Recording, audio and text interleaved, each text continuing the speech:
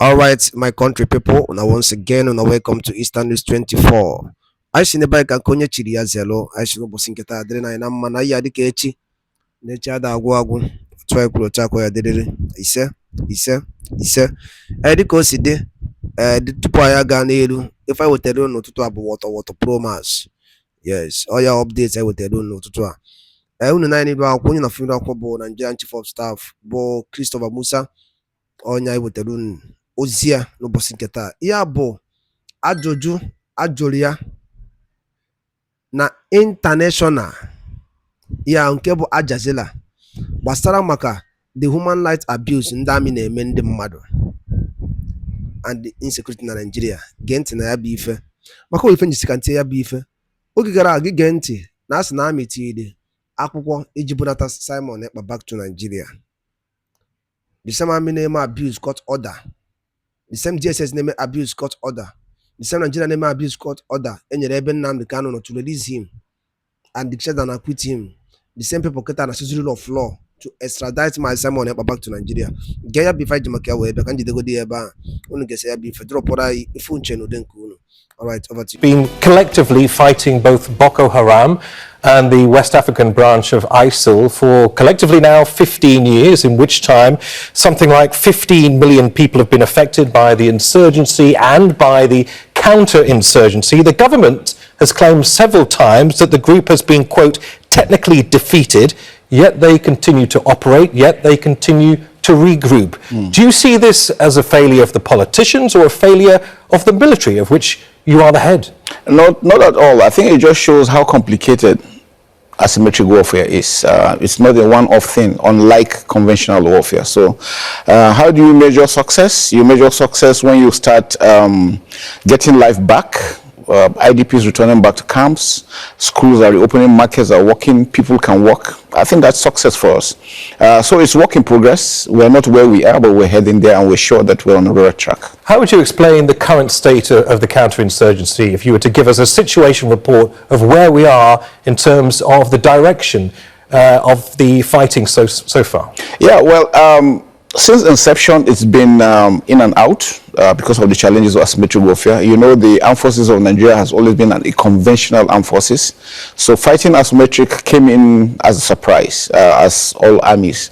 But we have woken up to the responsibilities, ensuring that asymmetric warfare needs all of society approach. It's not only military. It is having to do with the kinetic and the non-kinetic, working hand in hand to ensure that we succeed, and that's where we're going. So where we are now, we're a lot better than we used to be. Last year when we took over, this year a lot of improvement.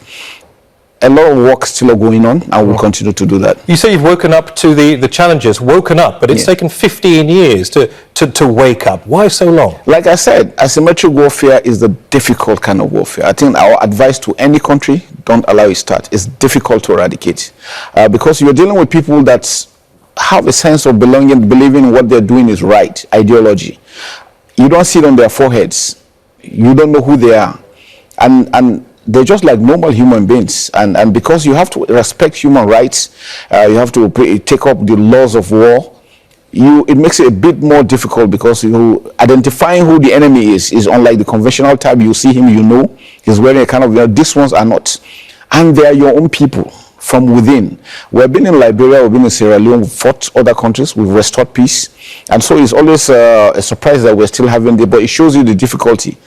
Most times when we have issues when to strike, they're embedded with civilians, so we have to call off the strike. Well, I want to ask you about that, because you say what's made this challenging is that you have to stick to the laws of war. I want to question you on some of the ways in which this counterinsurgency has been fought, including accusations made by Human Rights Watch that says the Nigerian Air Force carried out what they describe as erroneous airstrikes on targets in Kaduna State, that's in the north of Nigeria, this September, killing 24 people, injuring many more. It follows what they say is an apparent catalogue of mishaps that have killed hundreds of civilians since 2017, including a strike on a religious celebration in Kaduna State that killed 85. Firstly, how do you explain these allegations of what appear, at least to Human Rights Watch, to be devastating failures on behalf of the Air Force? Well, I know that we all understand that we're human beings. We're bound to make mistakes, and they're just professional mistakes. some things are beyond your control. We don't control the weather. We don't control the atmosphere. So even when you have it right, mistakes do come in. And when it happens, we take responsibilities and we make amends. Fighting a warfare for over 15 years and making how many human lives are lost. We're really very sorry about that. But then the war goes on and we have to stop, because if you look at it, we're not the only ones. Not blaming anyone, but any country that is fighting a prolonged war, there are bound to be mistakes, but they are never deliberate, and we take ownership and we take correction. So that's what we're doing. What about justice, accountability, compensation? All correct. We have standing court martials for people who have committed offenses, and then we do, and then we make amends for the communities, like the Tudunbiri community that had issues. The government stepped in. A lot of incentives have been put in place. Measures have been put in place. We have also corrected enhanced our training. We have suspended the commanders that were on ground. We've taken them responsibility for what they have done, and so the work is ongoing. Are all operational protocols being fulfilled? Fully. Nigerian Armed Forces is a professional armed forces. We can attest to that everywhere we went to. We've done so well in other countries. We're doing the same thing in Nigeria. You've described what sounds almost like something resembling a purge of inadequate elements within the Nigerian armed forces. Has a purge gone? And has a purge been underway in recent years? Not purge per se. What we do is that whoever commits an offense faces the law. Is being prosecuted. He will be investigated. If found culpable, he faces the law. We have standing court martials in all our divisions. You do well, you are rewarded, and then you do badly, you face the law. So you're losing people, but what about recruitment? Are people attracted to the Nigerian armed forces? Are you able to fill battalions and ranks of soldiers? Yes, we're doing. Presently, as we speak, I was at Depot, Nigeria Army, where we train recruits. We just graduated about 5,800. For the officers corps at the Nigerian Defense Academy, we just graduated almost 800 officers, young officers, back into the system. So it's ongoing, and yearly we have people going on retirement when it's their time to leave. So the armed forces is working well. We continue. Where we have a lot of challenges is because we don't produce the equipment that we use. And sometimes it's been a bit difficult getting equipment, even when we have the money. We'll talk about procurement in a minute, but I'm curious about something that you said a little bit earlier in our interview, that amongst many of the challenges are the fact that the enemy is embedded within communities. Correct. And they look like us, which leads to all sorts of complications when it comes to successfully mounting this counterinsurgency. Yeah. But according to some sources, abuses have been carried out by the military. Let me draw attention to the long list of allegations that have overshadowed your battle with Boko Haram and ISIL in West Africa. Many of those allegations were raised by Amnesty International that say at least 10,000 people, including children, have died in military detention, many of them innocent civilians who were fleeing Boko Haram, hoping for safety and security in the hands of the military, but instead experience alleged brutality at the hands of your forces. Did your military abuse Boko Haram survivors? Not at all. It's not in our character. We don't do such. It's not in our DNA to do such a thing. And, I've had this allegation severally. Just a reminder, I was a theater commander in the Northeast. I left there January 2023. There was this allegation by Reuters that on abortions. Initially, they said 13,000. Later on, they said 10,000. And I requested, then the Chief of Defense Staff, General Irabo, I requested that we invite Human Rights Committee to set up an independent investigating committee to investigate that allegation, because we're tired of these allegations. I mean, they come in, and the funny thing is that they always come in when we are succeeding. So the question is why? What is the intent? So he got to human rights. An investigative team was commissioned. I testified with so many other officers. They were given unfettered freedom to go around. They investigated for 1 year, 6 months. I think just last month, they released the report. And guess what? Nothing of such, because we told them that whatever allegation anybody is saying about abortion, it's not us. Maybe it's another country they're thinking about, not Nigeria. And so they came out. But the funny thing is that when they were reading the reports out, these other organizations refused to even show up. Just to remind our viewers, you're talking about the allegations. The allegation for the first abortions, yes. By the Reuters news. That was about 3 weeks ago.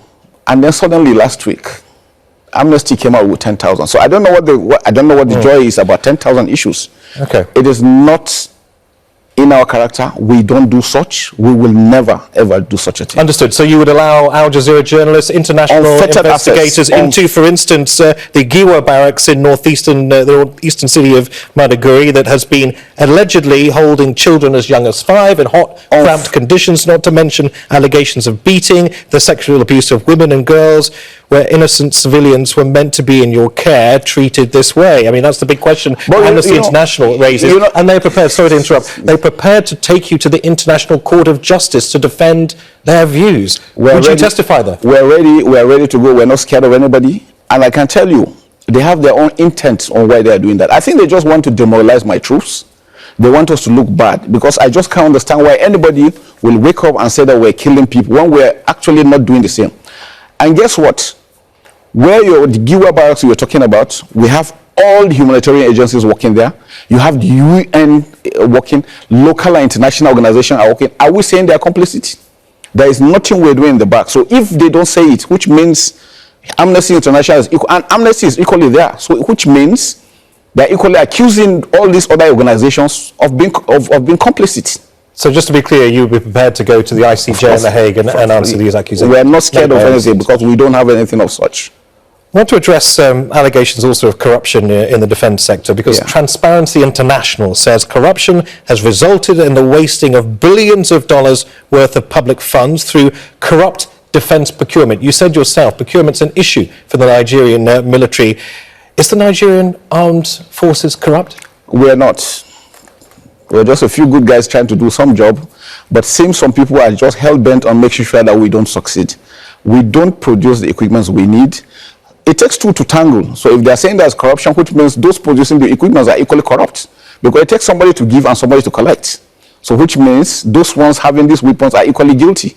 We don't do such. We follow we have a procurement procedure which is being followed. And to also state that even with our monies at times, we find it difficult getting equipment. And the question is why? One of the reasons why this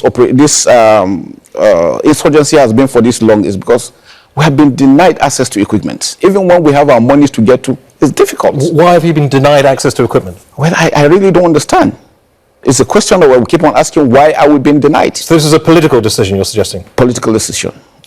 I mentioned corruption because instead of being used for legitimate purchases, this is the words of a court in Jersey, and for international viewers, that is a British offshore tax haven, recently processed a case suggesting that as much as $8.9 million of funds were moved out of Nigeria into a bank account in this offshore haven of Jersey, funds that, according to the verdict of court in Jersey in January, were, quote, illicitly obtained by Nigerian officials back in 2014. I appreciate that is some time ago, but I'll ask you again, does the Nigerian Armed Forces have an issue with corruption? Because according to this court verdict, it does.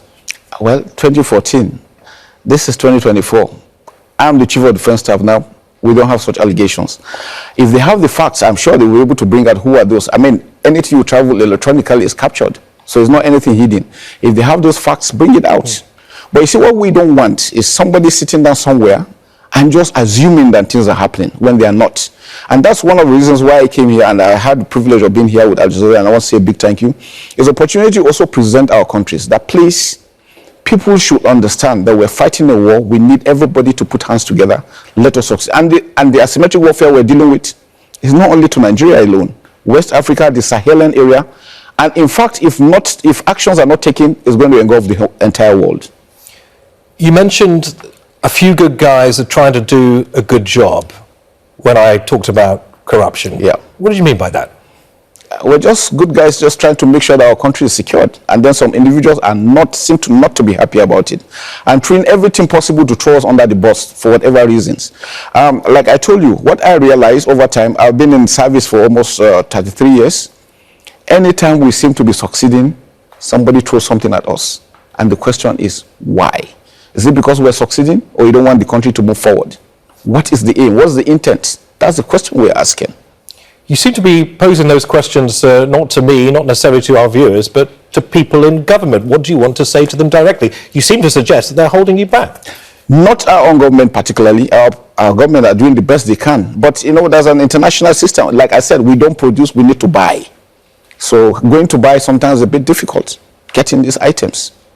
And who are your security partners in the region? Am I right in thinking Nigeria does not have any foreign bases on its soil? Not at all. We do not encourage any foreign base. We have the capacity to secure our country, to secure the sub-region, and to assist Africa. We have that capacity. All we need is to continue to do joint training, which we do, get equipment that we need to help us project these wars. If you're playing this almighty game of catch-up to deal with a type of warfare that you have never dealt with before, asymmetric warfare on this scale, you most certainly need partners. Given the wave of coups that we've seen across the Sahel region, military juntas being established, the influence of Russian forces, particularly Wagner mercenaries in these countries growing by the minute, who are your allies to shoulder support in the region? Well, for now, Nigeria is standing on its own, and you know Nigeria is a non-aligned country, which means we have freedom to operate with any other region, any other bloc together. And what we are doing is that we're still conducting this for training. For training purposes, we have our officers and soldiers trained in all over the countries. All our friendly partners, we are together with them, we're working.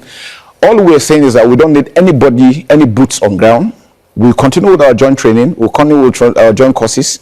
All we need is the ability to get these equipments that will be able to, and I will show you that we can secure our own area. Why are you so resistant to boots on the ground from friendly nations? Because it creates more problems. In what way? In what way? I mean, imagine you bring country X into your country.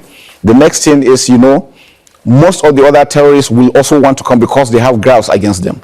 We don't want Nigeria or Africa or West Africa to be turned into a proxy war, because that's what will be the next thing. Once you allow one comes in, the other one goes the other way, and before you know it, there's conflict. We want West Africa to be peaceful. What about international forces outside West Africa, outside Africa? Nobody. We're good to go. We're good to go. All we're doing is, as we speak, we still have our troops maintaining peace within Africa on United Nations mission. We still have them. General, are we going to be sitting here in 15 years' time having the same conversation? Not at all. Not at all. Our wish is in the next possible 2 years we should be done with. We're heading there. What does success look like for you when it comes to the fight against ISIL in West Africa and Boko Haram? Success, well, in life, you know, there is never a situation where you have peace 100%. Nowhere. It doesn't happen. Not in any country. But what we see for us, success is when Nigerians can sleep peacefully, can go to work, children can go to school, hospitals will operate, markets will operate back to how Nigeria used to be. In the time that we have left, I'd like to talk about some of the concerns about regional security. I mentioned already these multiple coups that we've seen all the way from the Atlantic on the west coast, all the way to the Red Sea on the east coast. How do you explain that, and what security implications does that have for you and your army? It's concerning for us that we're having those that have taken over unconstitutionally. In Nigeria, you know, we've had our own history of coups, and that's passed. Nigeria presently, nobody's interested in coups. Democracy, we thrive better in a democratic environment, and that's what we continue to do. So we will dare to protect democracy. For the countries that have carried out coups, we're still discussing with them. Just recently, we finished the African military games. Mali, Burkina Faso attended. Libya was there. Niger, Chad couldn't attend, but they gave us intention they wanted to come. And we're working together militarily because we know the challenges we're facing need all of us working together, because the enemy does not respect borders. So that's why it's important, it's critical. But for coups, we try to encourage them to return back to democracy. You know, the issue we had with Niger, people thought it was Nigeria against Niger. Nigeria doesn't have any issue with Niger. We share a border of 1,500 kilometers, 7 Nigerian states. We have cultural, religious affinities together with them, so we cannot afford to be enemies. How committed is Niger to your north in sharing the fight against Boko Haram? No, they're very committed because they equally know that we need to, together we are stronger. If you are alone, you will be exposed. This is even in the wake of a substantial amount of Russian mercenary influence in the country. You trust that? I've been to Niger. I recently visited Niger, met the chief of defense staff. I didn't see any Russian there, but I was there because we know that it's important that for us to continue to work together, which is very, very critical. But like I tell you, we will not allow any nation have a base in Nigeria. I suppose if economic and political unity in any way starts to dissolve in West Africa, it creates all sorts of security and military concerns as well. Given that many of these nations that we've talked about that have experienced these coups have now left the regional bloc ECOWAS, the Economic Community of West African States, what does that mean for military cooperation in West Africa, given that there isn't that safety net, that framework of ECOWAS? Yeah, like I said, they all know and they understand that even if they are pulling out from the multinational joint task force, they still need to have the bilateral agreements between them and Nigeria. Because one, we share land, our land area is almost 923 square kilometers. We share borders with almost 4 or 5 countries together. We know that we need to be together to stand strong. We are also working with them on them returning back to ECOWAS, returning back to the multinational joint task force, because the multinational joint task force is a success story. Among all other operations, this seems to be working. So we need to really leverage on that, and we don't want them to go, we want them to come back. We've seen also the quite rapid departure of, I guess, the old colonial powers, particularly France and certain parts of West Africa. I wonder what that means to you. Do you see that as an inevitable journey for many countries that, of course, have spent years under the colonial yoke? Is this an inevitable direction of travel, and what does it mean to you? Well, to me, it's concerning in that we don't know what will happen next. But the truth about it is that there are francophone countries and they've always been with France. So for me, if country A has a problem with B, country B has a problem with B, then there's something wrong that needs to be addressed. So they're taking their own decisions. I think they are sovereign enough to decide what they want. But for Nigeria, we remain strong. We remain committed to ensuring that there's peace in West Africa. Very recently, Joe Biden, the outgoing US president, made one of his only trips to the African continent, I think the first time in sub-Saharan Africa. Donald Trump, probably the most least traveled of US presidents when he was president. Unlikely he'll change this time around.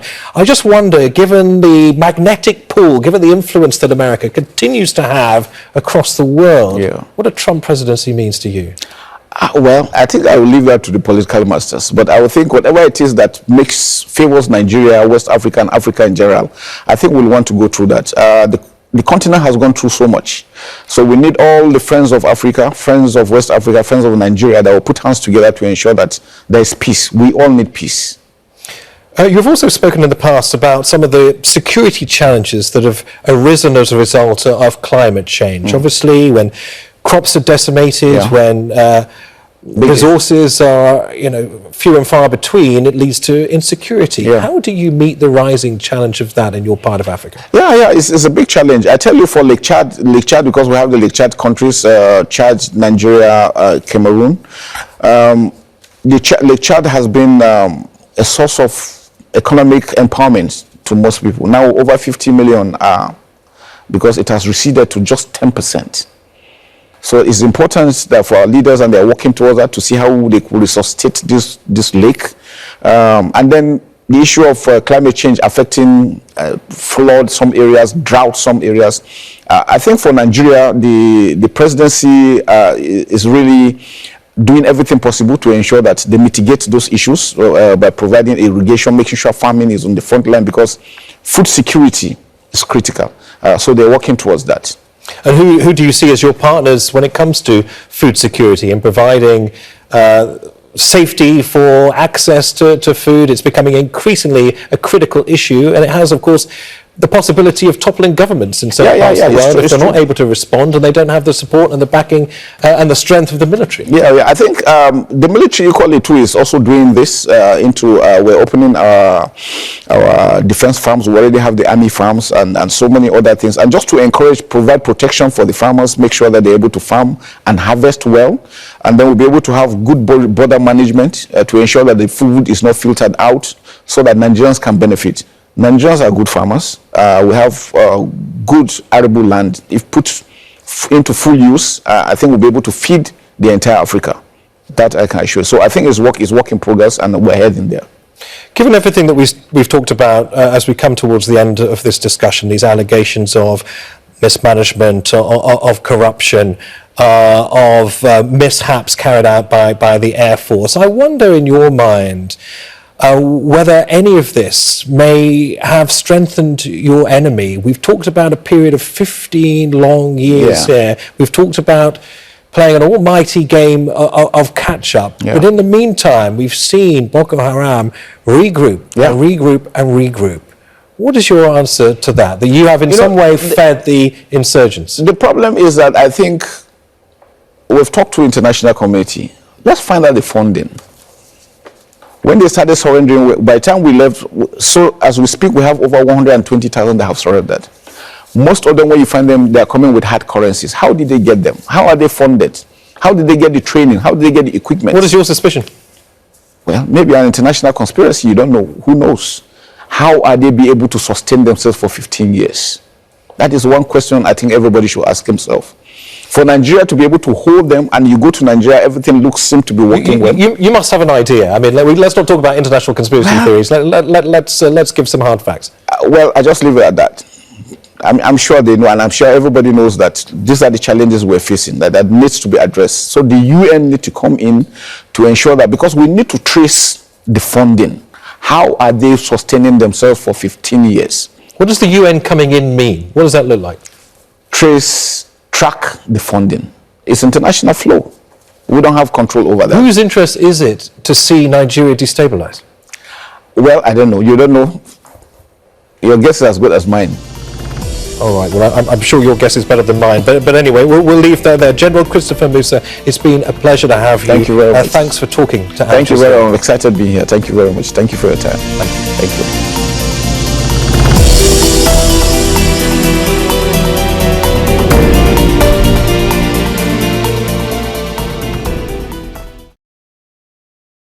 Ende ba ngwadalo linne nkunu si Venezuela ki fiwe de ki ku basta maka ya bi fenda wote du no bosin keta ono no ko sidi ono no ko siada ke fiwe de kuno de jagi your only action basta maka yenda ni no no akwụkwọ akọwagase di chiche ngwadalo linne no kebesiano